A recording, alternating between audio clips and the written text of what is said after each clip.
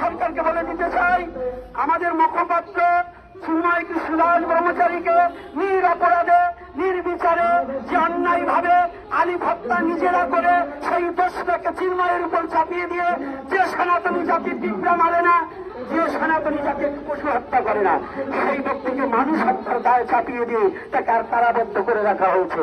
আমরা এতদিন ভেবেছিলাম দেখি সরকার আমাদের কি করে, আমরা কোন মাঠে থেকে উঠে গিয়ে আমরা সমস্ত কার্যকলাপ স্থগিত রেখেছিলাম, ভেবেছিলাম সরকার আমাদের মুখের দিকে তাকাবে।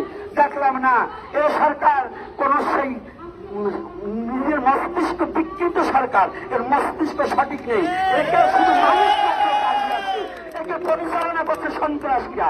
এই সন্ত্রাসী সরকার উনি আমাদের কোনো কথা না শুনে উনি আমাদেরকে আরো অন্যায় অত্যাচার এই বাংলার বুকে বাড়িয়ে দিয়েছে। কারণ যে ঘটনা কুমিল্লার যে ঘটনা নাটক সাজিয়েছে, এটা নাটক অভিনয়, এবং এই যে লালমনিরহাটের যে অভিনয়টা করেছে সঠিক মর্যাদা দিয়ে তাকে তাদের দুই বাপ বেটাকে এমন ভাবে ধর্ম অবমাননার নাম দিয়ে তাদের অত্যাচার করেছে, এখন তাদের সংসার চলছে না, তাদের সংসার চলতে কষ্ট হচ্ছে। তাই আমি বলে যেতে চাই, অবিলম্বে যদি চিন্ময় কৃষ্ণ দাস এবং এই যে বাংলাদেশে 5ই আগস্টের পরে শিক্ষকদের প্রতি শিক্ষা জাতির মেরুদণ্ড, আমি এখানে দাঁড়িয়ে কোনো সনাতনী জাতির কথা বলছি না, এখানে আমি বলছি শিক্ষকের মর্যাদা। এই 5ই আগস্টের পরে বাংলাদেশের যে হারে শিক্ষকের মর্যাদা ক্ষুণ্ণ করেছে, জুতার মালা পর্যন্ত পড়িয়েছে, এ সরকার তাদের একটা বিচার করার মতো তার যোগ্যতা নেই। সে আরো এটার পক্ষে সায় দিয়েছে, না হলে বাংলাদেশ থেকে শিক্ষা চলে গেলে তোমার মতো ইউনিটের ডক্টরেট করার কোনো দাম থাকবে না। শিক্ষকের মর্যাদা না থেকে আজকে আমাদের কুশলবরণ চক্রবর্তী মহাশয়কে যেভাবে হেনস্থা করা হয়েছে, আমি তার তীব্র নিন্দা জানাই, ঘৃণা জানাই, এ সরকারকে পর্যন্ত ঘৃণা জানাই যদি অবিলম্বে এই সন্ত্রাসীদের বিচার না করা হয়। আর পরিশেষে আমি বেশি কথা বলবো না, আমি আর একটা কথা সরকারকে জানিয়ে দিতে চাই, অন্তর্বর্তী সরকারকে যদি অবিলম্বে নিঃশব্দে চিন্ময় কৃষ্ণ দাসকে মুক্তি দেওয়া না হয়, তাহলে বাংলায় আবার আমরা ঢাকারকে আবদ্ধ করে আমরা আবার রাজপথে লক্ষ লক্ষ সনাতনী আমরা আর ভালো বসে ঘুমাবো না। আমরা 8 দফা দাবি সম্বন্ধে আমাদের 8 দফা দাবি যতদিন পর্যন্ত পূরণ না হবে আমরা আর রাস্তা থেকে উঠবো না। আমরা মরতে শিখেছি, এখন আমরা কারাবদ্ধ হতে শিখেছি। অন্যায় ভাবে যখন আমাদের কারাবদ্ধ করে রেখেছে আমরা স্বইচ্ছায় কারাবদ্ধ হব, তথাপি আমাদের দাবি না মানা পর্যন্ত আমরা ঘরে ফিরে যাওয়ার জন্য প্রস্তুতি নয়।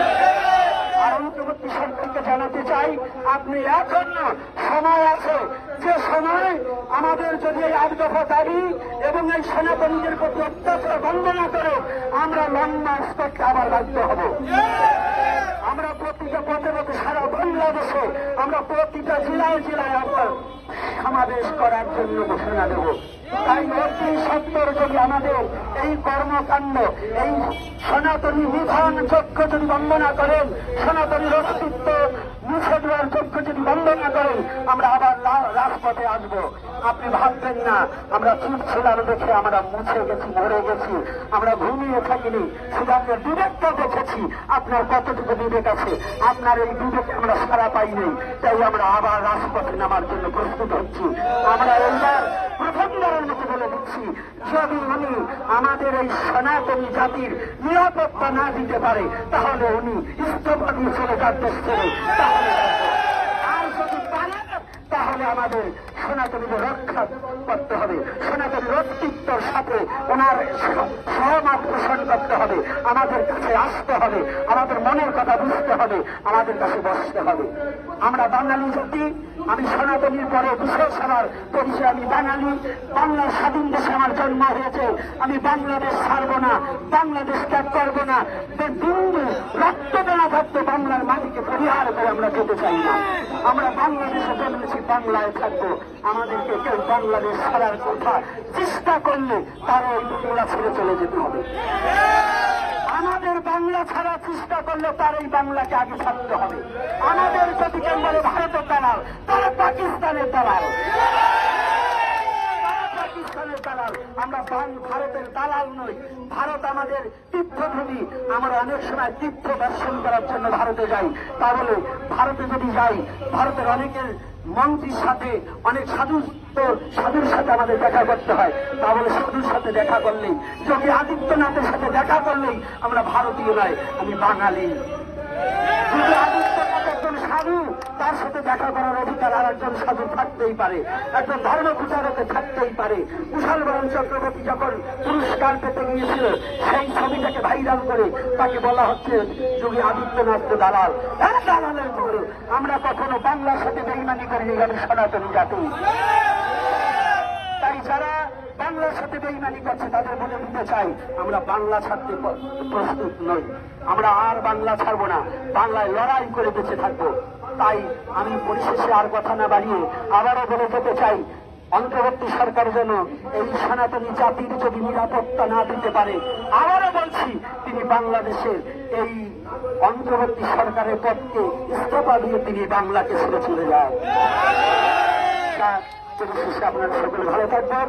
আর সনাতনী সংগ্রামী বাবারা আমার, সকলের দল মত নির্বিশেষে, জাতি ধর্ম নির্বিশেষে আমি সনাতনী, এই কথাটাকে হৃদয়ে লালন পালন করে আমাদের এগোতে হবে। আমরা কোন দল মত সংগঠন সব করে আগে আমার সনাতনকে টিকিয়ে রাখতে হবে, এই আবশ্যকতা যেন সবার হৃদয়ে থাকে। এই আশা ব্যক্ত করে আজকের মধ্যে আমার আলোচনা সমাপন করছি। জয় বিজয়।